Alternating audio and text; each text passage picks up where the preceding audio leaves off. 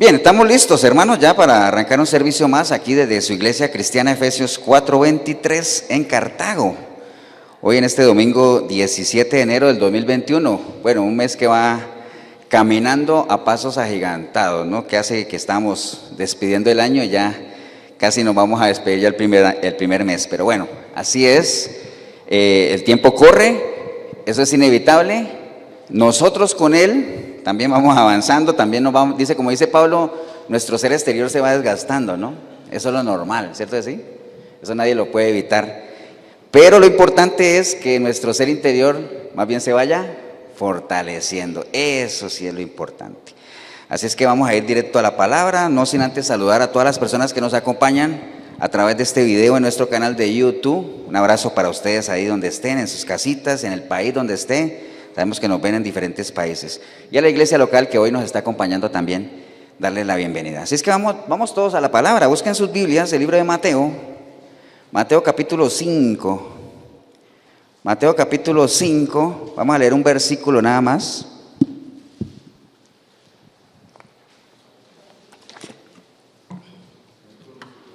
Mateo 5. Amén, hermanos. ¿Usted en el video ya lo buscó? O anote ahí para que después lo busque despacito. Mateo capítulo 5, ¿qué dice el título de ustedes? Para ver si estamos alineados. El sermón del monte de las bienaventuranzas. Pero vamos a leer solamente el versículo 3. Mateo 5:3. Dice la palabra del Señor: bienaventurados los pobres en espíritu, porque de ellos es el reino de los cielos. Padre, te damos gracias en este día, Señor, por una oportunidad más, un domingo más, que tenemos la oportunidad de congregarnos, obedientes a aquello que tú nos dices, de que no dejemos de hacerlo, porque es importante congregarse.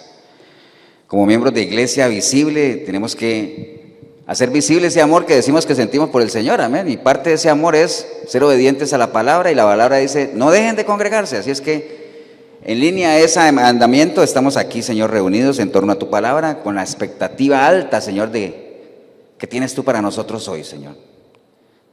Con nuestro oído atento, Señor. Vamos a ver con nuestros oídos, ¿no? Porque la fe viene por el oír. Te damos gracias por cada uno de mis hermanos, por la iglesia, por cada persona a través de este video, Señor. Que este mensaje no solamente sea de oídas, sino que también sea parte de nuestro diario vivir, Señor.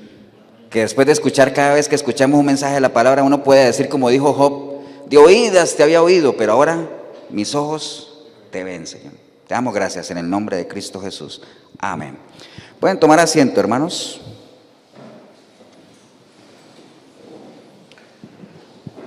Bien.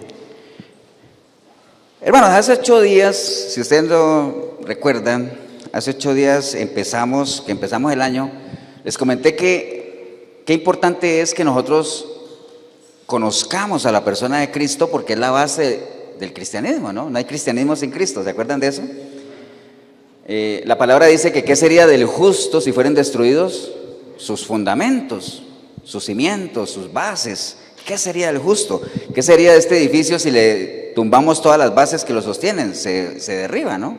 Entonces los fundamentos son claves, ¿no? Las bases sobre las cuales uno tiene construida su fe, ¿no? Recuerde que la fe es la confianza que uno tiene o la seguridad que uno tiene en algo o en alguien con base en la información que se tiene de ese algo o ese alguien. Entonces la información es clave, ¿no?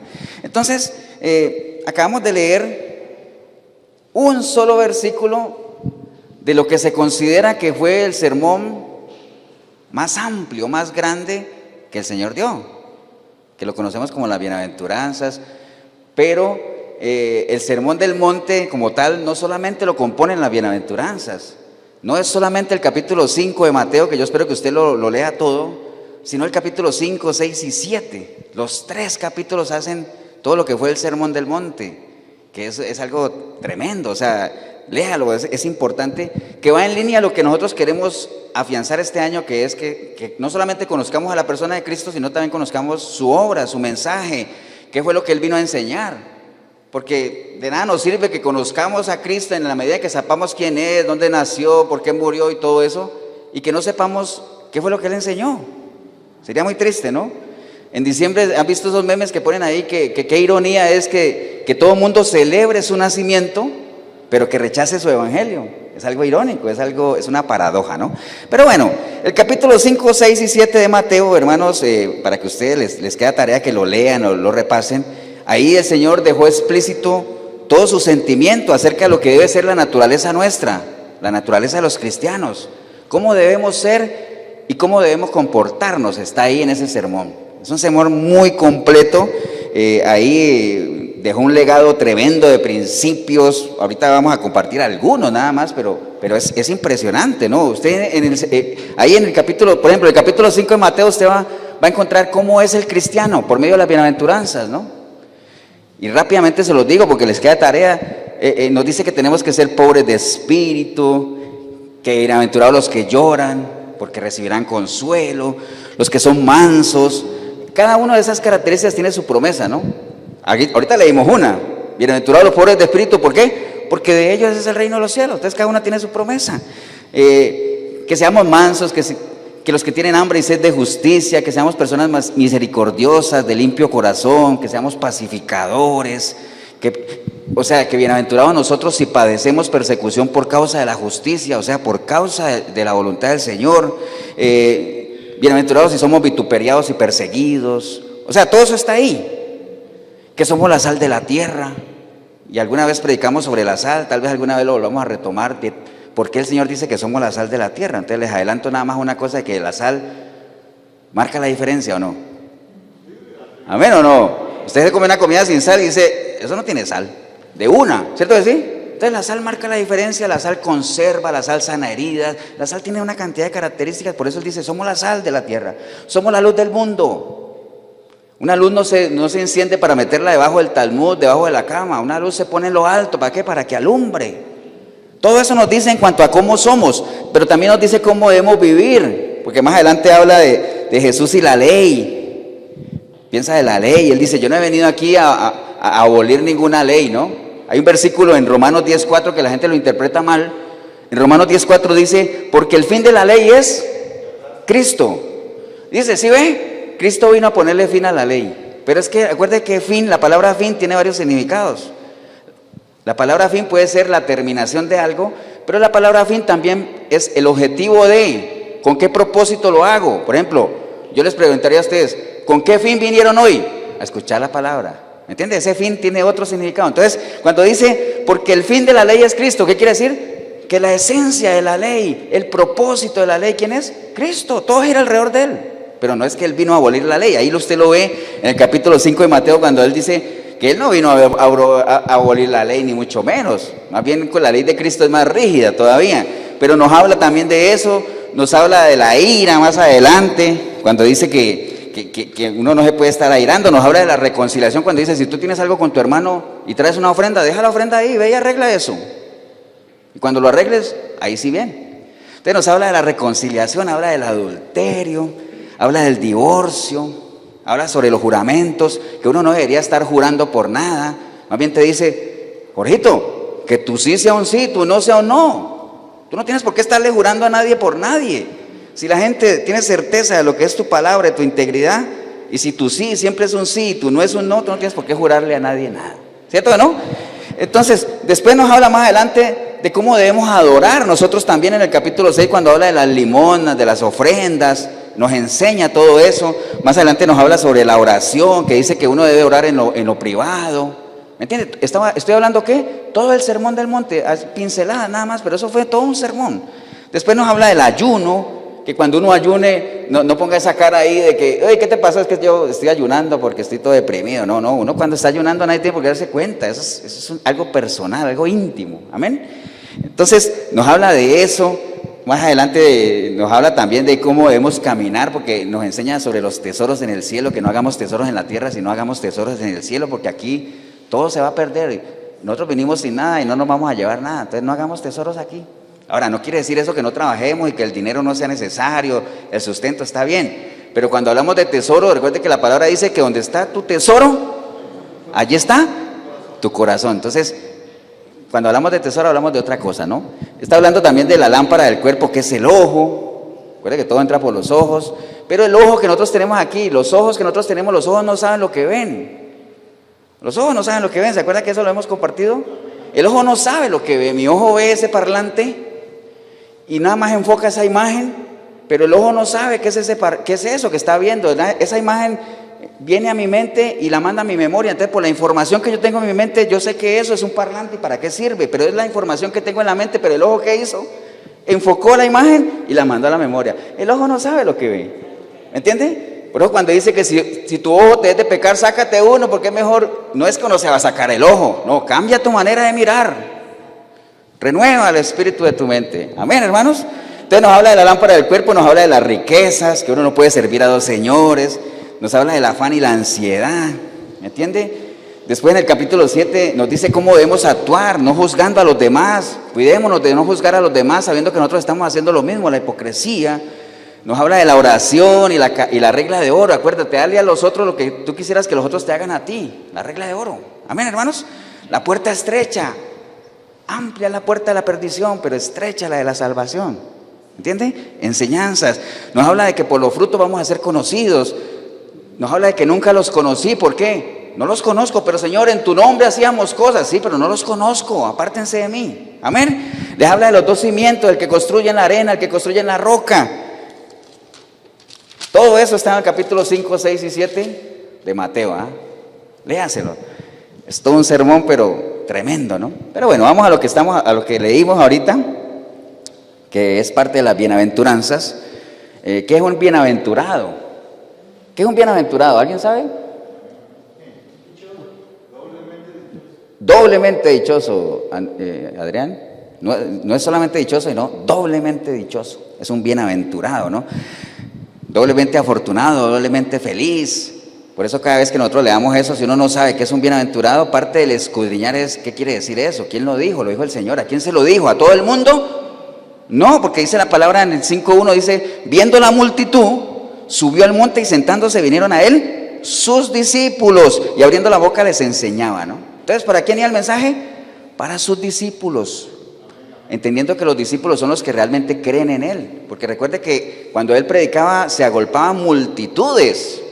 Pero si usted separa eso por grupos, había una gran cantidad que iban porque tenían sus enfermedades, sus dolencias, querían que los sanara, ¿no? Otro grupo quería su pancito y su pescado.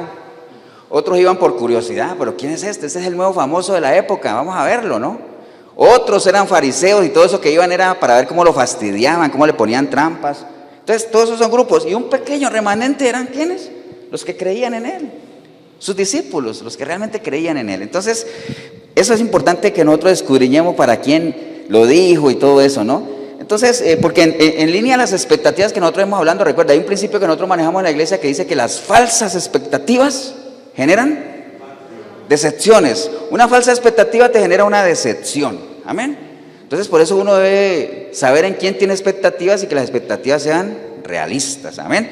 Entonces este sermón del monte sirvió para que la gente, para que el Señor le bajara los humos a la gente sobre la expectativa que ellos tenían de aquel que habría de venir. Porque ¿cómo medimos nosotros, por ejemplo, el ser bienaventurado, el ser dichoso, el ser feliz? ¿Cómo lo medimos? Usted le pregunta a la gente eso y la gente lo mide ¿por qué? Si yo tengo un buen empleo, si tengo buenas posesiones materiales, si tengo una buena casa, si tengo salud, una cantidad de cositas que son las que nos dicen si yo realmente soy feliz o no.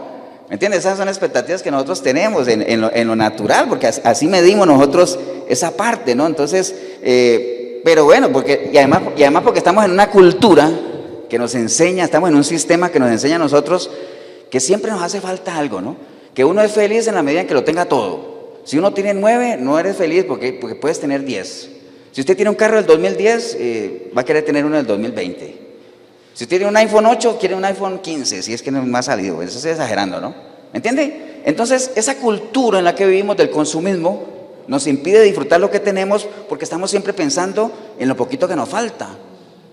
Nunca disfrutamos todo lo que tenemos porque andamos pensando en lo poquito que nos falta. Le pongo un ejemplo, y eso no es nuevo, ¿ah? Y es tan viejo que ¿sabe quién fue la primera persona que le pasó? ¿Ah? ¿Quién creen ustedes que fue la primera persona que le pasó eso, que le dijeron, tú no eres feliz porque no eres completa, te falta? ¿Quién se imagina? Eva, ¿no? Porque les dije completa ahorita, entonces dice, bueno, completa, entonces mujer. Tiene que ser Eva. Ahora, no quiere decir que las mujeres son las que le pasa eso siempre, pero le pasó a Eva. ¿Por qué? la pusieron en el paraíso, tenía todo para disfrutar con Adán, tenía un hombre perfecto, digo perfecto, ¿por qué me atrevo yo a decir que Adán era perfecto en ese momento? ¿Por qué? Porque fue creado a imagen y semejanza de Dios, ¿cierto que sí? Otros dicen que era perfecto porque Eva no tenía suegra, ese es otro tema. Ese es otro tema, pero era perfecto, ¿cierto que sí? Tenía todo, todo, y le dicen todo menos eso. Ese árbol no comas de ahí. Entonces que viene el enemigo y le dice, ¿y por qué no comes de ahí? Es que el Señor me dijo que no, todo menos eso porque muero. No vas a morir, tranquila. Es más, cuando pruebes de eso, se te va a abrir la luz del entendimiento y vas a ser como Dios. Entonces ahí mismo ella dijo, wow, entonces sí, soy incompleta, soy infeliz, me falta eso. Y fue tras de eso. Y estamos en esa sociedad así, siempre pensando en qué es lo que nos falta y no disfrutamos lo que tenemos por estar pensando en lo poquito que nos falta, ¿no? ¿Estamos, hermanos? Entonces, en la época de Jesús, lo mismo. Ellos tenían unas expectativas muy altas de aquel que habría de venir. Nos viene un rey en un caballo blanco, con espada, va a expulsar a esos romanos, nos va a dar el sitio que merecemos, porque nosotros queremos ser poderosos, queremos ser los que realmente mandemos, ¿cierto? Esa era la expectativa que la gente tenía sobre la venida del Señor. Entonces, en este sermón del monte, con las bienaventuranzas propiamente, el Señor les hace ¿qué? Una bajada de piso. Como dice, pongan los pies en la tierra, pongan los pies en la tierra. Entonces, y les dice, yo les voy a dar a ustedes a exponer el verdadero carácter de lo que debe ser un cristiano, un hijo de Dios. No crea que un hijo de Dios, que ahorita hemos vuelto a esas expectativas antes de decir que el hijo de Dios no puede ser pobre, no se puede enfermar, el cristiano no puede estar enojado, no se puede entristecer, ¿no? Una cantidad de cosas que eso no tiene nada que ver con el carácter, el verdadero carácter del cristiano. Entonces el Señor utiliza eso para enseñarles y decirles cuál es el sinónimo de la felicidad, cuál es realmente para que tú seas feliz, para que tú alcances realmente el propósito que Dios tiene para ti. Te voy a decir cuál es el carácter que realmente debes tener, y es todo lo que está ahí en las bienaventuranzas, ¿no? Entonces era un contraste muy grande lo que el Señor vino a enseñar con lo que la gente esperaba. Y usted sabe que cuando la expectativa no se cumple, ¿genera qué? Les dije ahorita, decepción, ¿no? La decepción genera tristeza. La tristeza genera desencanto, genera murmuración, ya comienza uno a maquinar, a ver cómo hace algo en contra de aquella persona con la que murmura. Entonces el pueblo se fue ya como que desanimando, ¿no? Desanimando. Así fue cuando ¿ustedes han visto la película del Éxodo? Toda esa gente que sale de Egipto con las gallinas y las carretas y todo, ¿cierto? Alegres, cantando, entonando, ¿cierto? Iban con una expectativa, pero cuando vieron que la cosa se puso difícil, ya la gente fue como echando... Ahora cuando dice el chavo que va cayendo, entonces ya comenzaron a murmurar, ¿cierto? Y algunos comenzaron a dudar de la capacidad de Dios de que los fuera a llevar a la tierra prometida, pues dice, ¿para qué nos trajeron aquí? Mejor no hubiéramos quedado allá. Allá comíamos ollita de carne y todo, y aquí comiendo guisquemana, imagine usted. Pero bueno, ese es otro tema también. Entonces, obviamente el Señor les da ese bajonazo de piso y les dice, no, aquí los que son del reino de Dios no son los poderosos, aquí los que van a disfrutar del reino de Dios no son los poderosos. ¿Sabe quiénes son? Los débiles, ¿cierto que sí? No son los autosuficientes y acaudalados, sino ¿quiénes? Los pobres. No son los fuertes, sino ¿quiénes? Los mansos. Amén. Por eso es que el Señor dice, no te alabes, que no se alabe el sabio de su sabiduría, ni el fuerte de su fortaleza, ni el valiente de su valentía. Nadie se alabe de eso. Si de algo uno se debería alabar, ¿es de qué? De conocer a Dios. Eso es lo único que realmente uno se podría, ¿qué? Jactar, ¿no? Amén, hermanos. Entonces, leímos un versículo ahí que dice, bienaventurados los pobres en espíritu, porque de ellos es el reino de los cielos. Entonces, vamos a estar hablando un poquito de eso de la pobreza, ¿no? Y vamos a hacer un paralelo con lo natural. El año pasado ustedes vieron que la pobreza fue noticia, ¿no? Porque Costa Rica alcanzó niveles de pobreza de hace 30 años.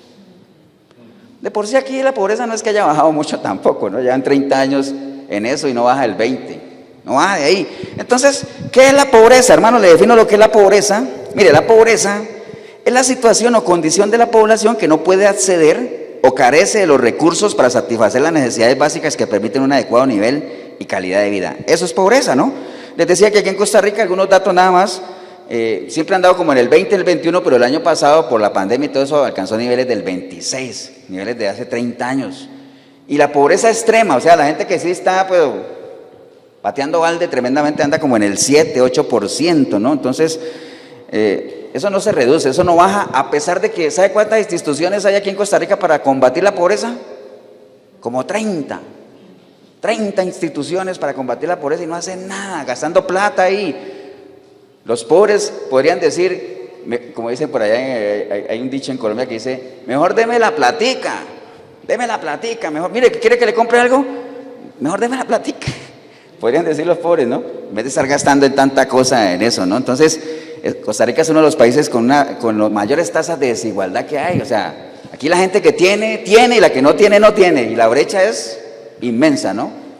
Un ingreso promedio de una familia de pobreza extrema puede andar estamos hablando de ingreso familiar mensual, por allá de los 150,000 colones, más o menos. 150,000 colones. Y un ingreso de una familia de clase alta anda entre 4 o 7 millones. ¿No les parece que es una brecha muy grande?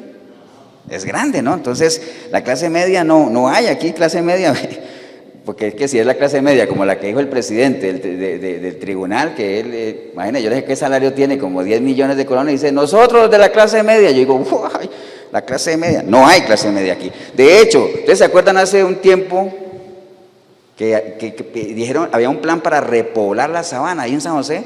La sabana, para la gente que nos ve por allá en otros países, la sabana es como un parque, digamos, es como un área verde inmensa, es como el pulmón de San José. De hecho, no es el pulmón de San José. Entonces, hubo un plan para repoblar San José, porque la gente no vive en San José, la gente vive en Heredia, en Cartago, en Alajuela, pero en San José no viven. La gente se fue de San José. Entonces había un plan para repoblar alrededor de la sabana para la clase media, ojo, para la clase media. Entonces comenzaron a hacer torres de apartamentos de $200,000. Entonces, para clase media, ¿no? Entonces, le estoy dando unos datos nada más de aquí, de Costa Rica, para que usted lo vea. Entonces, la pobreza es algo que siempre ha estado aquí. Ahora, usted dirá, pastor, ¿y usted cree que algún día se acabe la pobreza? No. ¿Por qué? Porque el Señor lo dijo. A los pobres siempre los tendréis. Pobres siempre va a haber. Usted le ayuda a un precarista, vea, usted agarra a un precarista y usted lo ayuda para que consiga su lote y construya. ¿Sabe qué hace esa persona cuando construye su casa? La vende y se va a hacer precario en otro lado. Porque hay gente que se acostumbra a eso. Son estilos de vida, ¿no? Ahora, ¿por qué les comento eso? Porque en lo espiritual pasa lo mismo. Hay gente que tiene una pobreza espiritual tremenda por ignorancia, o sea, porque no hacen su esfuerzo, porque acuérdense que la ignorancia bíblica es una decisión personal. Entonces, la gente que es ignorante bíblicamente cada vez es más ignorante. ¿Por qué? Porque primero no va a la fuente del conocimiento primaria, sino que se alimenta de lo que a los demás les sobra. Se alimenta de lo que oye aquí, oye allá, oye un pedacito aquí, agarra acá. Entonces, es un Frankenstein, es lo que escucha, ¿no? Entonces, la gente ignorante, pobres espiritualmente, en esa línea de conocimiento, cada vez son más ignorantes. Y la gente los vivazos, los que en buena teoría manejan palabra, pero que la manipulan, cada vez son más poderosos. Entonces, los de abajo dependen. Recuerde que el que no lee depende de quién, o es esclavo de aquel que lee. Ahora, si ese que lee tiene buenas intenciones, pues estás en buenas manos, pero la mayoría de los casos no es así, ¿no? ¿Estamos, hermanos? Entonces, volviendo a lo que leímos ahí, que es lo que nos interesa, porque esos datitos que leí, pues eso es lo natural, eso siempre va a seguir así, la corrupción siempre va a estar, pero pensemos en lo espiritual, que es lo que a nosotros nos interesa, ¿no? Leímos el versículo 3, dice, bienaventurados los pobres en espíritu, porque de ellos es el reino de los cielos. Yo creo que todos anhelamos eso, tener el reino de los cielos, ¿no, Carlos? ¿Sinónimo de qué? ¿Sinónimo de qué? ¿De adversidad? Ah, de la felicidad. Lo que pasa es que, digamos, la gente tenía una expectativa de felicidad tremenda alta, ¿no? De que iban a ser poderosos, y el Señor viene y les dice, no, la felicidad no tiene que ver con tener cosas o no. O sea, en el reino, recuerda que las matemáticas de Dios son diferentes, ¿no? ¿Cierto que sí? Uno cree que la felicidad de uno está en las posesiones, por eso la palabra dice que el valor del hombre no está en las cosas que posee, porque las cosas que posee, como les dije, aquí en el bolsillo hoy tenemos, mañana no tenemos. Hoy yo puedo tener una propiedad, mañana no la tengo, ¿cierto que sí? Pero lo que uno tiene aquí, lo que es en su mente, que es lo que forma lo que uno es, ahí es donde puede radicar que uno sea o no sea feliz en la medida en que uno aprenda a disfrutar lo que tiene. Recuerda lo que decía Pablo antes de irme, Jorgito, al otro canal. Recuerda lo que decía Pablo, yo he aprendido a contentarme con lo que tengo, y eso que yo he tenido abundancia y he tenido escasez.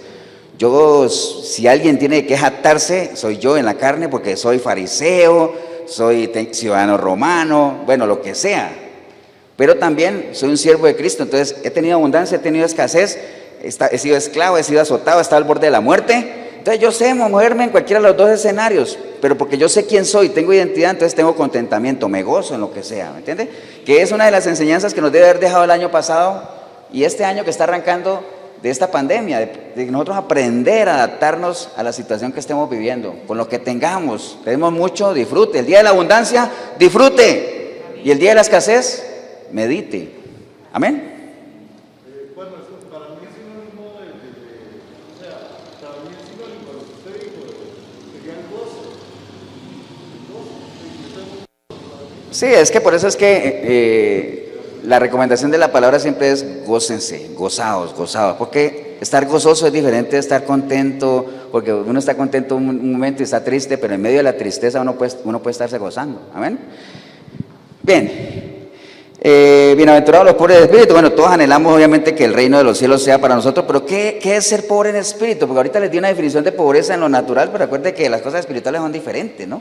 ¿Qué es ser pobre en espíritu? Uno creería que ser pobre en espíritu es que uno sea un vil pecador. Cualquiera diría, pastor, entonces, no entiendo. Dice que bienaventurados los pobres de espíritu, pero ser pobre de espíritu no es un pecador. No, ¿por qué? Si ustedes ven el espíritu que menciona la palabra ahí, es un espíritu con E minúscula, no es con E mayúscula. Además, ¿a quién le está hablando Jesús? A sus discípulos, ¿me entienden? Entonces no le está diciendo a ustedes, bienaventurados los que sean pobres de espíritu, sabiendo que si eran pecadores o no. Entonces no tiene nada que ver con eso, ¿no? Ahorita lo vamos a desarrollar. ¿Qué es un pobre en espíritu?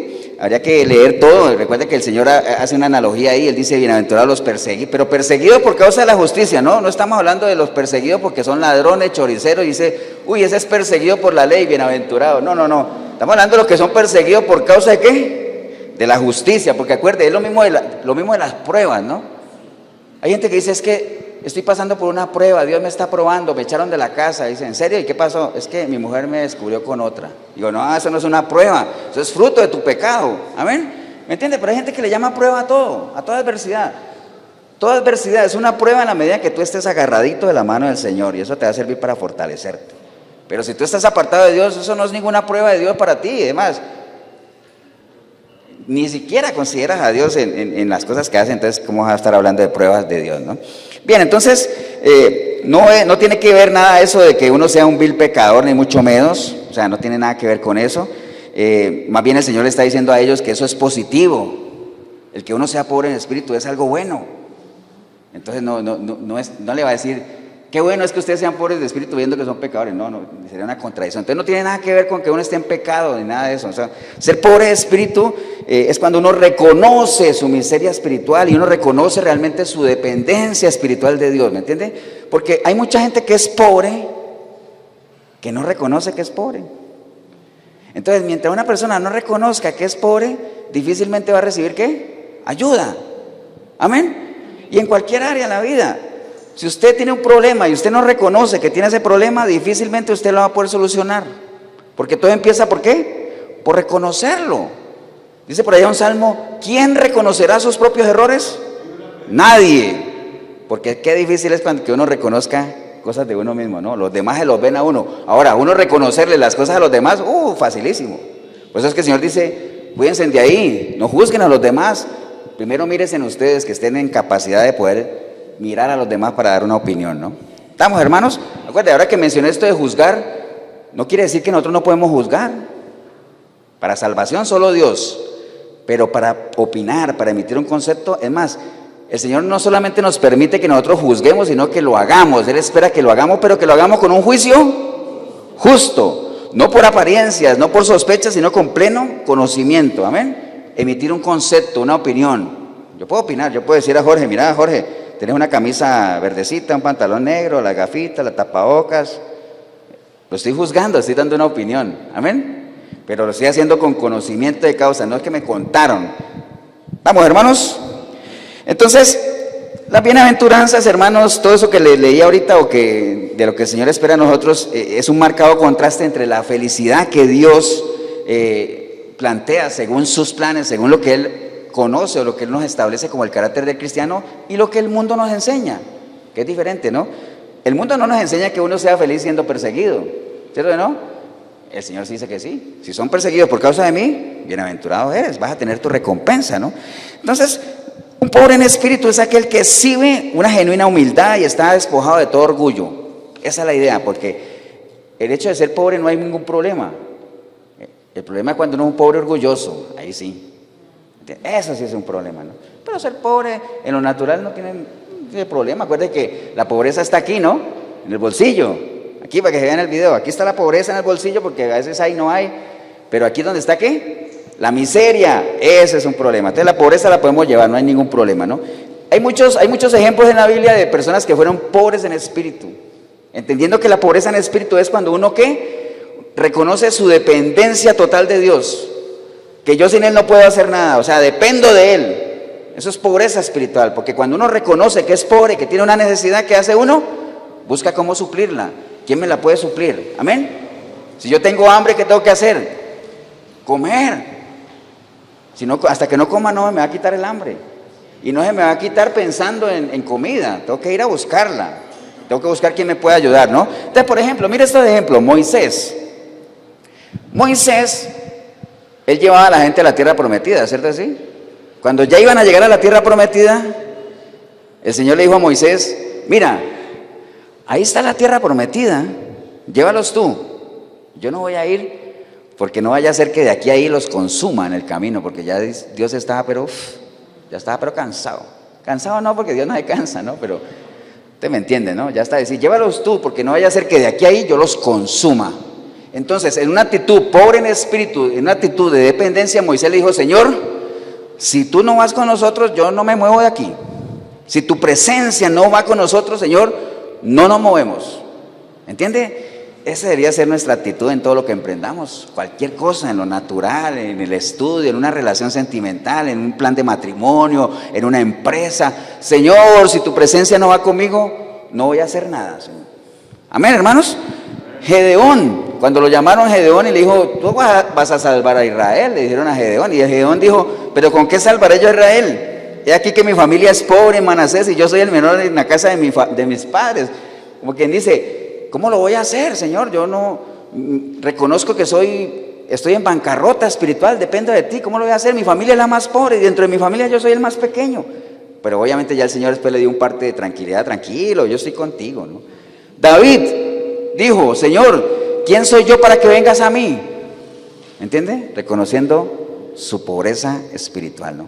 Isaías, al tener una visión, dijo, yo soy un hombre de labios inmundos, no merezco eso. Pablo, un hombre de grandes cualidades, imagínense, cuando él se presentó en Corintio, dijo, me presento con debilidad y con mucho temor y temblor. Pablo, ¿no? Siendo el que era, ¿no? Y imagínense, nuestro Señor Jesucristo, dice la palabra que Él siendo por naturaleza Dios, no consideró el ser igual a Dios como algo en que aferrarse, por el contrario, se rebajó voluntariamente, tomando la naturaleza de siervo y haciéndose semejante a los seres humanos, y al manifestarse como hombre se humilló a sí mismo y se hizo obediente hasta la muerte, y una muerte de cruz. Miren esos ejemplos, así tenemos que ser. O sea, nosotros no somos nada, apartados de Dios no podemos hacer nada. Amén, hermanos. Reconozcamos nuestra dependencia espiritual para Él. Pero bueno, para ser pobre en espíritu, eso no es tampoco con desearlo, hay que tener ciertas actitudes. Aquí hay algunos ejemplos. Por ejemplo, para que nosotros seamos pobres en espíritu, ¿qué debemos hacer? Ya reconocimos, ya sabemos que ser pobre en espíritu es cuando yo reconozco mi dependencia de Dios, reconozco que espiritualmente dependo de Él, que Él es el que me sustenta, el que me sostiene. Amén. Pero ¿qué debo hacer para ser un pobre en espíritu? Bueno, ya sé que debo ser pobre en espíritu y que de ellos es el reino de los cielos. ¿Qué debo hacer? Entonces, el primer consejo es, lo primero que tenemos que hacer es ser personas desprendidas y descargadas, o sea, que no nos aferremos a cosas viejas, ¿me entiende? Que nosotros estemos atentos al evangelio. ¿Cómo se le llama al evangelio también? Las buenas nuevas. Hay varios pasajes donde dice que Dios lo hace todo nuevo, ¿me entiende? A veces nos aferramos nosotros a cosas pasadas que no nos dejan avanzar. Ya sea cosas malas, peor todavía, pero no importa, a veces hay cosas buenas también que hay que desprenderse de ellas. Hay gente que vive el pasado. Pastor, usted no tiene ni idea de lo que yo era evangelista. Yo llevé cantidad de gente a los pies de Cristo. Yo abrí tantas iglesias, pastor, usted no tiene ni idea. ¿Y qué eres ahora? Ahorita estoy un poquito apartado. No eres nada, no importa. Eso no es como cuando uno presenta el currículo en una empresa. Mire, yo desde los últimos 10 años he trabajado aquí, acá, y eso le sirve a uno en lo natural. En lo espiritual no. En lo espiritual no sirve lo que hiciste. En lo espiritual sirve ¿qué? ¿Qué eres ahora? Tú eres, tú serás, pero depende de lo que seas ahora. Amén. El mismo Pablo decía, yo ciertamente no creo haberlo logrado todo. Ciertamente, dejando todo atrás, yo sigo para adelante. Amén. Siendo Pablo el que era. Amén, hermanos. Vea, ese fue el pleito que tuvo el Señor con los fariseos. Ellos estaban aferrados a tantas cosas antiguas, tantas costumbres antiguas, que eso les impidió ver ¿qué? La visitación que tenían, las buenas nuevas. El Señor les dijo, el reino se ha acercado. ¿Me entienden? ¿Se acuerdan cuando Él leyó el libro y le dijo, el Espíritu de Dios está sobre mí, me ha enviado para todo lo que... Ellos pensaban que estaba leyendo una lectura normal. Dice, hoy la palabra se ha cumplido. Uy, casi lo matan. ¿Por qué? Aferrados a cosas viejas. ¿Me entiende? Dice la palabra, hermanos, en Romanos 12:2, no os conforméis a este siglo, no os conforméis, sino que transformaos por medio de la renovación de vuestro entendimiento. Transformaos. Avancemos, no nos aferremos a cosas pasadas. Por ahí hay un pasaje en el libro de Hebreos que dice que dejemos los rudimentos de la doctrina y vayamos ¿qué? En búsqueda de la perfección. ¿Qué son los rudimentos de la doctrina? El ABC del cristianismo. Hay cosas básicas que ya nosotros sabemos y las conocemos, pero hay que avanzar. La palabra es amplísima.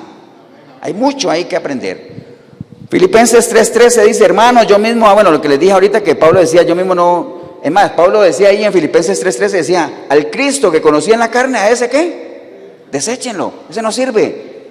Todos los que estamos aquí, la mayoría, y usted en el video, la mayoría venimos de la católica. Amén. Y ahí conocimos a un Cristo en la carne, al Cristo crucificado, porque ahora que uno anda con un crucifijo y manteniendo esa imagen de Cristo crucificado siempre. Sí, él pasó por ahí, pero Él ya no está ahí.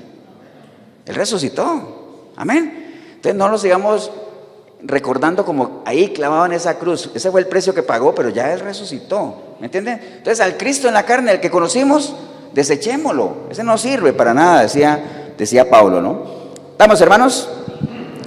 Proverbio 20:27 dice que la lámpara de Jehová es el espíritu del hombre. Entonces la lámpara, vea, el espíritu nuestro es la lámpara donde el Espíritu de Dios se viene a almacenar, el aceite, ¿no? La lámpara siempre tiene que estar lista para recibir, desocupada. Yo ahorita comentaba con Carlos porque estábamos hablando curiosamente de eso. Miren, en Dios no hay casualidad. Estábamos hablando algo con él de los proyectos nuevos y cosas, y que uno tiene que tener la mano libre para recibir. Es importante eso. Para eso a veces hay que despojarse de cosas. Entonces yo le contaba a él una anécdota que nos contó el pastor allá en Pavas hace tiempo de que allá en Perú cómo hacen para agarrar a los monos. ¿Se acuerdan del maní? ¡Suelta el maní! ¿Se acuerdan de esa anécdota? Pero se la cuento otra vez. Hay unas jaulas para agarrar a los monos porque a los monos les gusta el maní. Entonces, a ellos les cabía la manito para meterla ahí, ¿no? Entonces metían la manito, agarraban el maní, pero ya con la mano así, la mano no sale. No sale. Entonces así los agarraban. Entonces, ¿qué pasa? ¿Qué tenían que hacer ellos para liberarse? Suelta el maní. A veces hay que soltar cosas, hermano. Hay cosas en nuestra vida que hay que soltarlas. Hay que dejarlas ir. Hay que estar atentos, hay que tener las manos. Por eso hay que levanta tus manos. Cuando uno levanta las manos al Señor, no solamente es señal de rendición a Él, sino aquí las tengo limpias, Señor. Prestas a ti. Amén, hermanos. Entonces hay que ser desprendidos, hay que ser descargados. No nos apeguemos a cosas pasadas, o sea, ya sean malas, peor todavía. Y buenas, pues está bien, un bonito recuerdo, pero eso uno no vive de santidades pasadas. Eso es un constante estar, ¿no? Cuando el Señor dice, vosotros sois la sal de la tierra. No dijo, ustedes fueron la sal de la tierra, ustedes serán, no, vosotros sois. Es un eterno presente, ¿no? Amén, hermanos. Entonces, ¿qué más tenemos que hacer? Bueno, tenemos que ser personas desesperadas por obtener más, pero estamos hablando de cosas espirituales, ¿no? Ahora, usted dirá, pastor, ¿y es malo que yo quiera conseguir cosas materiales? No es malo. Lo malo es cómo las consigas. Si las consigues bien, pues está bien, disfrútalas. El problema es cuando uno deja que ya las ambiciones corrompan tu corazón, ¿no? te llenes de codicia, ahí ya es un problema, ¿no? Pero tenemos que ser desesperados por obtener cosas más, o sea, no nos sintamos satisfechos por el estado espiritual que hoy tenemos. Pensemos que en Dios siempre hay más. ¿Acuerdan del joven rico? Maestro bueno, que el Señor le dijo, ¿por qué me llamas bueno? ¿Bueno comparado con quién? Dijo él, ¿por qué me llamas bueno? Porque a veces uno cree que es buen hijo. ¿Comparado con quién? ¿Con un mal hijo? O sea, bueno, pero hay otros que son mejores que yo. ¿Entiendes? Por eso él dice, no me llames bueno, bueno solo Dios. Pero eso no es lo que quería decirle. Le dijo, maestro bueno, ¿qué tengo que hacer para alcanzar la vida eterna? Dijo, cumple los mandamientos. Ya eso lo hice. Como que en día el joven rico diría, ya la hice, ¿eh? Ah, bueno, entonces te falta una cosa, vende esto y entrégalo a los pobres. Entonces siempre en Dios hay algo más. Siempre hay que caminar la milla extra. ¿Me entiendes? Siempre hay que ir más allá porque en Dios siempre, Él dice, esfuérzate, o sea, cada día saca más fuerzas de donde no las tienes, ¿no? Cada día, ¿no? Entonces, Apocalipsis 3 del 14 al 22, hay una historia ahí que el Señor, entre todo lo que le escribe a la iglesia de la Odisea, mira lo que le escribe el Señor a la iglesia de la Odisea, anoten nada más la cita, Apocalipsis capítulo 3, versículo 14, dice, y escribe el ángel de la iglesia de la Odisea, he aquí el amén, el testigo fiel y verdadero, el principio de la creación de Dios, dice esto, yo conozco tus obras, que ni eres ni frío ni caliente, ojalá fueses frío o caliente, pero por cuanto eres tibio y no frío ni caliente, te vomitaré de mi boca. Porque tú dices, soy rico y me he enriquecido y de ninguna cosa tengo necesidad, pero no sabes que tú eres un desventurado, miserable, pobre, ciego y desnudo. Entonces imagínense, era una iglesia que creía que gozaba de ciertos privilegios, que eran autosuficientes, y el Señor los ubica a decir, tú no tienes nada, no eres nada. ¿Y sabe qué es lo que pasa cuando uno cree que ya tiene todo lo que ha conseguido? Que uno se va entibiando, ¿eh? Se va entibiando, porque a veces el problema de uno para crecer espiritualmente no es lo que uno sabe, no es lo que no sabe, sino lo que uno cree que sabe. Hay gente que ya sabe y dice, eso yo ya lo sé, y ya me conozco, ya me he leído la Biblia 3 veces, conozco todos los principios de Dios, me manejo así el Evangelio. No te conformes con eso, siempre hay más, ¿no? Siempre puedes crecer más, y que no sea solamente memorizar versículos, nada más escudriñalos, vívelos, eso es lo más importante, ¿no? Entonces esa iglesia, pues obviamente había dejado de estar ya hambrienta, ¿no? Había dejado de estar hambrienta, ¿no? Que esa es otra cosa que hay que estar, siempre hambriento espiritual, o sea, siempre tener hambre, ¿y cuándo hay que hacerlo? Ya, ¿sabe por qué? Porque dice la palabra también que van a venir tiempos en que la palabra va a escasear. Que vamos a tener hambre, la vamos a buscar de norte a sur, de este a oeste y no la vamos a encontrar.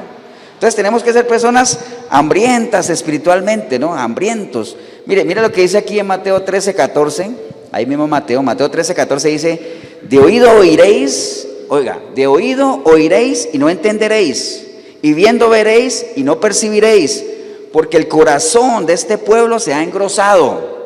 Y con los oídos han oído pesadamente y han cerrado sus ojos para que no vean con los ojos y oigan con los oídos y con el corazón entiendan y se conviertan, pero yo los sané. Entonces la queja que había ahí es que este pueblo, el pueblo se ha engrosado. ¿Ustedes saben qué es cuando algo se ha engrosado? Hinchado, lleno, que ya está lleno. ¿Qué pasa cuando si uno tiene hambre, uno busca comida, ¿cierto? Pero ¿qué pasa cuando uno se engrosa, cuando ya está lleno? Ya no quiere comer más bien hasta la comida le fastidia, ¿cierto que sí? Entonces espiritualmente no es así, uno nunca terminará de tener ¿qué? Llenura, siempre uno va, pero obviamente cuando uno cree que ya está engrosado, cuando uno cree que ya todo lo sabe, cuando uno cree que ya no necesita nada más, ahí es donde viene camino ¿a qué? Al fracaso, ¿no? Espiritualmente. Entonces eso es lo que le pasaba a ese pueblo, dice, este pueblo, el corazón de este pueblo se ha engrosado, entonces por eso ¿qué? Oyen pesadamente, han cerrado sus ojos a la verdad, pero el Señor tuvo que venir a sanarlos, ¿no?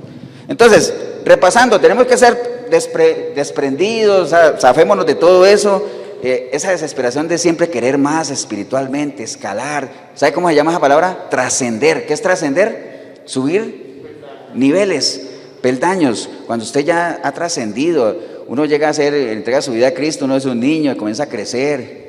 Ya va creciendo espiritualmente, va creciendo y comienza a dar fruto, entonces uno comienza a trascender, ¿cierto? Así, por eso es que Pablo le decía, no sean niños, tienen que trascender, tienen que crecer, porque si no, no van a dar frutos. ¿Y qué malo otro? Estar hambrientos espiritualmente, ¿no? Y otra cosa, ahora que les mencioné a los niños, ser como niños. Hay varios pasajes donde dice que dejen que los niños vengan a mí, ¿por qué? Porque de ellos es el reino de los cielos. Entonces cualquiera podrá decir, Mira que yo nunca he entendido esa parte, porque por un lado me dicen a mí que Pablo le decía a la iglesia, no sean niños, dejen de ser niños, y por otro lado dice, sean niños. Entonces, qué raro, ¿no? Pero es que es el contexto, recuerde, usted no puede sacar un texto del contexto. Cuando Pablo le dice a la iglesia que no sean niños es, ustedes se quedaron ahí tomando lechita, siguen gateando, como todo niño con nada se caen, hay que estarlos parando, hay que estarlos bañando. No sean niños espiritualmente. Y cuando dice acá, sean niños es la forma de ser de los niños, ¿no? ¿Qué caracteriza a los niños? Los niños son fáciles, o sea, perdonan con facilidad. Están atentos a aprender, preguntan, tienen sentimientos nobles, no hay malicia en ellos. Son dos cosas diferentes, ¿no? Entonces hay que ser como niños, ¿no? Mateo 18:13, de cierto os digo que si no os volvéis como, y os hacéis como niños, no entraréis en el reino de los cielos. Además, ¿qué caracteriza a los niños también? Los niños saben que ellos dependen de quién. Bueno, de los padres, pero hablemos aquí del padre para hacer la analogía de Dios. Obviamente son de los dos padres, pero los niños, ellos reconocen, ¿no? ¿Quién me brinda mi seguridad? Mi padre, los padres, pues. ¿Quién me alimenta? Mis padres. ¿Quién me protege? Mis padres. ¿Cómo hago para tomar una decisión? Depende de mis padres. ¿Me entiende? Hay esa dependencia. Entonces, en esa línea hay que ser como los niños, hermanos. Hay que ser como los niños, ¿no? Entonces, mire que en Mateo 11, qué curioso, en Mateo 11, cuando el Señor está predicando, también en medio de todo lo que Él predicaba, Él mencionó unas ciudades. Dice, el Señor Jesús predicó el Evangelio en estas ciudades que se llaman Corazín, Betsaida, Cafarnaún, y peor Cafarnaún, que era su ciudad. Ahí hizo milagros, hizo de todo, pero resulta que ahí no le creyeron. A Él no le creyeron ahí. Entonces por eso viene uno de los ay del Señor, dice, ay de ustedes, a esas ciudades que viendo lo que vieron, no creyeron. Porque si en Sodoma y Gomorra por lo menos hubieran visto algo de lo que ustedes vieron, tal vez ellos se hubieran arrepentido, pero ay de ustedes, ¿no? Pero más adelante en el versículo 25 Él dice, te enaltezco Padre Señor del cielo y de la tierra, porque escondiste estas cosas de los sabios y de los entendidos y las revelaste ¿a quiénes? A los niños. Sí, Padre, porque así te agradó. ¿Qué quiere decir eso? O sea, el ser sabio y el pretender ser sabio y entendido muchas veces es un bloqueo a veces para recibir información, porque uno cree que lo sabe todo, ¿no? La revelaste a los niños con esa mente fresca, ese deseo de aprender, ¿no? ¿Estamos, hermanos? Entonces, ya saben, ¿no? Hay que ser como niños, estar hambrientos espiritualmente, desesperados por obtener más, ser desprendidos, para que nosotros podamos ser pobres en espíritu, sabiendo que, siendo pobres en espíritu, seremos bienaventurados, y de nosotros será el reino de los cielos, ¿no? ¿Estamos, hermanos? Bueno, ¿cuál es el fin de nuestra fe, hermanos? El fin de nuestra fe es la salvación. Recuerden lo que hablamos ahora del fin, ¿no? No es que ahí termina la fe, no. El objetivo de la fe. ¿Por qué estamos nosotros aquí? ¿Por qué está usted viendo el video? Porque algún día, porque queremos ser salvos cuando muramos físicamente, ¿no? Recuerden que hay 3 muertes, ¿no? No vamos a meternos ahí. Pero cuando muramos físicamente, ¿queremos qué? Pasar una eternidad con Dios. El fin de la fe es la salvación, ¿no? Todos lo queremos hacer. ¿Cuándo queremos alcanzar la salvación? ¿Cuándo? Ya, ¿no? O sea, es que hay gente que dice, ¿cuándo quiere ser usted salvo? Ah, cuando me muera. No, no se puede esperar. Ya, tenemos que definirlo ya. Uno toma decisiones aquí en lo temporal pensando en la eternidad, ¿no? ¿Cuándo podemos alcanzar la salvación? Ya. En el momento en que usted le entrega su vida a Cristo y la sangre de Él te limpia, tú eres salvo. Ahora, lo que pasa es que ahí empieza un proceso para uno mantener esa salvación. Amén. La salvación la da Dios, pero uno es el que toma la decisión, ¿no? Entonces, ahora, para eso tiene que haber una armonía muy buena entre lo que nosotros decimos que somos y lo que realmente somos. Porque hay mucha gente que dice, yo soy salvo, pero vive como si no lo fuera. ¿Acuerdan de los ateos cristianos? Ateos cristianos, decir, qué raro, ateos cristianos. Un ateo cristiano es aquel que cree que hay un Dios, pero vive como si no existiera. ¿Qué pasó ahorita? Una pequeña duda, es que la palabra dice que el Espíritu mismo da testimonio a Jesucristo de los hijos de Dios. Yo creo, o sea, yo me creo un hijo de Dios. Ajá. Bueno, lo que pregunta Jorgito acá para que caiga en el video es que dice que, la palabra dice que el Espíritu es el que nos da testimonio de que somos hijos de Dios. ¿Y este cuál es la pregunta, Jorgito? O sea, si yo me creo un hijo de Dios, yo actúo y viviré con el hijo de Dios. Ahora, tú acabas de decir algo importante. Si yo me creo hijo de Dios, yo lo creo, pastor. Entonces, lo que la palabra te dice es que cada uno examine su fe. Cada uno de nosotros está en capacidad de examinar si está o no está en la fe. Amén. A no ser de que estemos reprobados. ¿Qué es reprobado? El que no tiene el Espíritu de Dios, el que no es cristiano, el que no le ha entregado su vida a Él. Si tú tienes el Espíritu de Dios y el Espíritu de Dios te da convicción a ti de que tú eres hijo de Dios, y si tú sabes que estás caminando conforme a como camina un hijo de Dios, guardando la palabra de Dios, amando las cosas de Dios, ¿qué te preocupa, ahorita? Nada más sostente, ¿no? Bien, entonces les decía que tiene que haber una armonía entre lo que yo digo que soy y lo que realmente refleje, ¿no? Caso de Jonás. ¿Se acuerdan de Jonás? Que Jonás lo mandó el Señor a predicar a Nínive y el hombre dijo, no, yo mejor me voy para Tarsis. ¿Se acuerdan? Y se fue y se embarcó doble, ¿ah? Se embarcó porque se fue en un barco y se embarcó porque fue en contra de Dios, que embarcada, y embarcó a otros. Cuando usted camina en contra de las cosas de Dios, usted se perjudica no solamente a usted, sino a la gente que lo rodea. Amén. Caso Jonás. Pero lo que les quería decir es que cuando se armó todo el rollo en ese barco y esa gente, y decía, bueno, y toda esta tormenta, y le decían a Jonás, bueno, pero ¿tú quién eres? Y diga Jonás y dice, yo soy hebreo temeroso de Dios. Y yo decía, pero temeroso de Dios, pero si anda huyendo de Él. Qué incoherencia, ¿no? Entonces tiene que haber una coherencia entre lo que yo digo que soy y lo que hago. ¿Tú dices que eres cristiano? Demuéstralo. ¿Tú dices que andas en el Espíritu? Camina con el Espíritu. Amén. Tiene que haber una coherencia, no puede haber incoherencia. De una misma fuente no salen dos aguas, hermanos. Amén. Entonces, importante en esto de la pobreza espiritual, tres cosas nada más, en estos minutos que nos quedan, ya casi vienen los chicos. Primero, que nosotros tengamos la honestidad de reconocer nuestra dependencia espiritual del Señor y nuestros problemas, lo que estemos atravesando.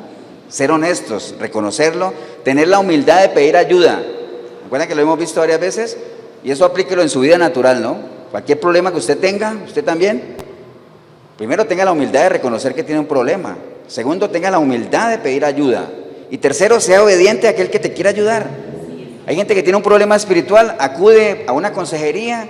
Uno le puede dar un consejo en la línea de la palabra. Entonces la persona tuvo la sinceridad de reconocer que tenía un problema, la humildad de pedir ayuda, pero cuando uno le dice, tienes que hacer esto y esto, porque eso es lo que la palabra te dice, hasta ahí llegó. Entonces no sirve. ¿Estamos, hermanos? Dice la palabra en Juan 14:10, mire lo que el Señor nos siembra a nosotros. Juan 14:10 dice el Señor, las palabras que yo hablo, no las hablo por mi propia cuenta, sino que el Padre que mora a mí, Él hace las obras. Mire, reconocer es que no es uno, lo que usted y yo hayamos conseguido no somos nosotros, es el Padre que mora en nosotros el que nos da tanto el querer como el hacer las cosas, amén. El Señor nos da esa demostración, nos da ese ejemplo de lo que es la dependencia. Él no vino aquí a hacer nada por cuenta de Él, sino el Padre que lo había mandado es el que hace las obras por medio de Él, ¿no? ¿Qué es lo que nos dice el sistema a nosotros? El mundo en que vivimos, ¿qué es lo que nos dice? Nos dice, confía en ti mismo, tú puedes, depende de ti. Saca el campeón que hay en ti. Tú eres carga para hacerlo. Eso es lo que nos dice el mundo, ¿ah? Y a veces, el problema es que hay veces hay gente que se lo cree. Que así es, pero ¿sabe qué nos dice el Señor? Volvemos a lo que leímos allá, pero se lo voy a decir en otras palabras, ¿no? Nosotros leímos, bienaventurados los pobres en espíritu, porque ellos es el reino de los cielos. En otras palabras, el Señor nos dice, bienaventurados los que reconocen que espiritualmente se encuentran en una bancarrota total y dependen totalmente de Dios y de su gracia. ¿Saben por qué? Porque de ellos es el reino de los cielos. Allá tenemos que llegar, o sea, eso no tiene misterio, eso, las cosas, hay gente que dice, es que la Biblia es tan enredada. ¿Qué nos dice? Declara tu dependencia del Señor nada más. Cuando digo declara, no estoy hablando de declarar y todo eso, porque ¿qué es declarar, hermano? Ya que me metí en ese lío. ¿Declarar es qué? Manifestar algo, decir algo, ¿no? Cuando uno lo llaman a un juicio, a que declare, no es que uno va a llegar al juicio y decir, declaro que ese es inocente y declara, no. Váyase de ahí, siéntese ahí, a usted lo llamamos para que nos diga lo que sabe, cuéntenos lo que usted conoce, nada más, eso es declarar. Entonces, que uno pueda declarar en esa línea de que Cristo es el Señor, amén, de que dependemos de Él, como Él decía, yo soy la vid y ustedes no están aquí, ¿se acuerdan de los pámpanos y todo? Si ustedes no están ligados a mí, no se puede hacer nada.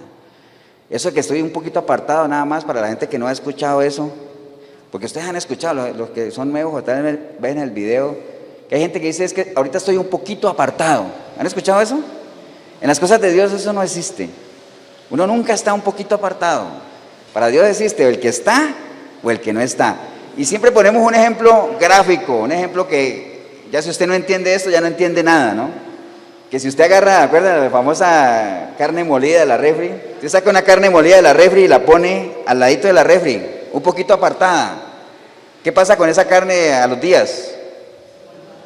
Se pudre. Dice, qué raro, se pudrió si está un poquito apartada. Está afuera. Amén. En las cosas de Dios o estamos o no estamos. Y si estamos, reconozcamos que dependemos de Él totalmente. Amén. Póngase de pie, vamos a darle gracias al Señor. Que ya vienen los chicos también, pues vamos a compartir la Santa Cena ahorita después del culto. Vamos a orar, vamos a darle gracias a Dios por la oportunidad que nos ha dado, Señor, en este día de poder meternos un poquito más, o sea, entendiendo que las bienaventuranzas, cada línea es una prédica. Hoy hablamos de la pobreza espiritual nada más, pero si uno se metiera en otra, ¿no? Bienaventurados los pacificadores, es todo un tema. Tendríamos que hablar de la paz de Dios, que es un pacificador, ¿me entienden? Tal vez ahí vayamos metiéndonos en algunos de esos temas para que nosotros conozcamos cuál era el mensaje del Señor, para que nos identifiquemos con el mensaje. Porque acuérdense de lo que hablamos la vez pasada, ¿no? Cuando uno conoce a la persona, uno entiende su obra, ¿no? ¿Por qué la persona hace las cosas que hace? ¿Y por qué no hace las cosas que uno quisiera que hiciera?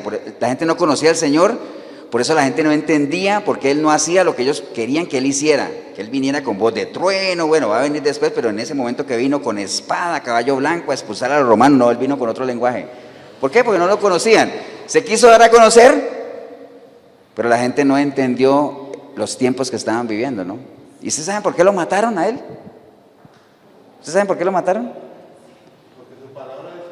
Él dijo, ustedes me matan, ¿saben por qué? Porque mi palabra no tiene cabida en su corazón, en ustedes, ¿no? Si la palabra de Dios no tiene cabida en nosotros, tampoco nosotros vamos a tener ningún problema, no para matarlo físicamente, pero sí para traicionarlo, para gritar Barrabás, Barrabás, para pisotear su sangre, su rostro, etcétera, ¿no? Padre, te damos gracias por este día, Señor, por la oportunidad que hemos tenido, Señor, de escudriñar un poquito más en una de tus tantas enseñanzas, Señor, porque ahí son muchas. Te damos gracias por tu palabra, Señor, que cada vez nos convencemos más que es cierto lo que está escrito, Señor, es la que a nosotros nos anima, la que nos redarguye, la que nos forma, la que nos instruye, Señor, la que nos prepara. Gracias te damos por eso, Señor. Y si hubiera alguna persona aquí o ahí en el video que usted hoy entendió que realmente usted no conoce nada de la persona de Cristo, usted nunca tiene una relación con Él para nada, usted ni siquiera se considera pobre espiritual, porque pobreza en esa línea de reconocer tu dependencia, tú te consideras un indigente espiritual porque ni llegas a los niveles mínimos, ni te alcanza para sobrevivir. Pero ahí donde estás, tú puedes clamar al Señor para un cambio de vida, no solucionar problemas, porque acuérdate que Dios no es un Dios que soluciona problemas, Dios lo que quiere es cambiarte la vida. Y ese cambio de vida depende de una decisión.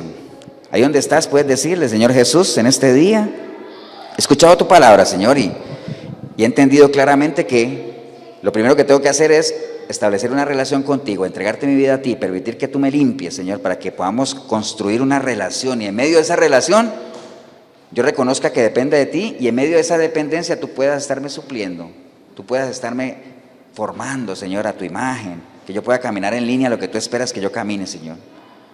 Por eso clamo a ti hoy, arrepentido, arrepentida como nunca antes, para que tu sangre me limpie de todo pecado, Señor. Tu Santo Espíritu venga a mí, y a partir de hoy yo pueda ser una nueva criatura, dependiente de ti siempre, Señor, alimentándome de la fuente primaria que eres tú, Señor. Te busque a través de tu palabra, te conozca, te ame, te sirva, tantas cosas que puedo llegar a hacer, Señor, que solo tú sabes, Señor. Si me pongo en tus manos, solo tú sabes a dónde me puedes llevar, Señor. Bendigo el momento que decidí venir a este lugar o ver este video, Señor, porque empecé a verlo sin ti, pero ahora te recibo, Señor, como mi único y suficiente Salvador. Te doy gracias, Padre, en el nombre precioso de Cristo Jesús. Amén y amén. Damos un aplauso, hermanos.